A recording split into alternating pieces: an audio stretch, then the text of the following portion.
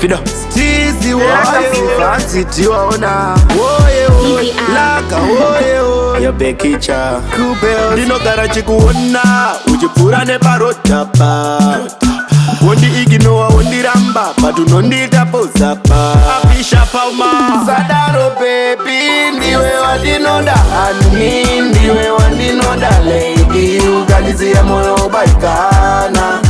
Sadaro baby Ndiwe wandinoda Ani Ndiwe wandinoda lady Uganizia moyo baikana Ndosisiya wakakombwa nemajainzi Kumarain kwako vanoti hauperi Kana ndikatadza kukuona Terera tarini ni handirari Ndokuda nemoyo wese sezvinoitwa buyaga mbare Pakati peusiku ndichapinza nhare Ndokuimbira baby ya Mr. Mbare Ndokuyendera pasi pembura samasina Sadaro baby ndiwe wandinoda Ani ndiwe wandinoda lady Uganizia moyo baikana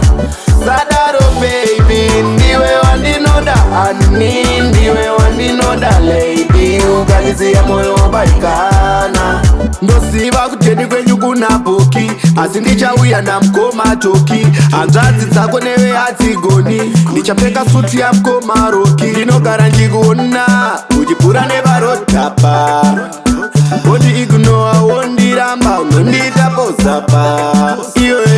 Sadaro baby ndiwe wandinoda Ani ndiwe wandinoda lady Uganizia moyo baikana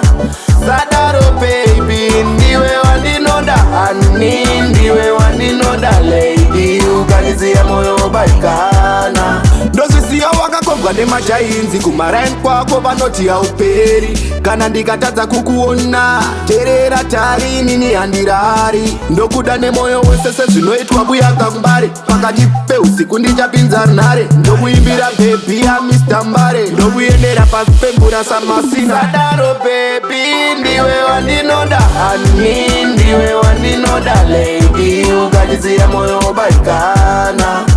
Sadaro baby ndiwe wandinoda Ani ndiwe wandinoda lady Uganizia moyo baikana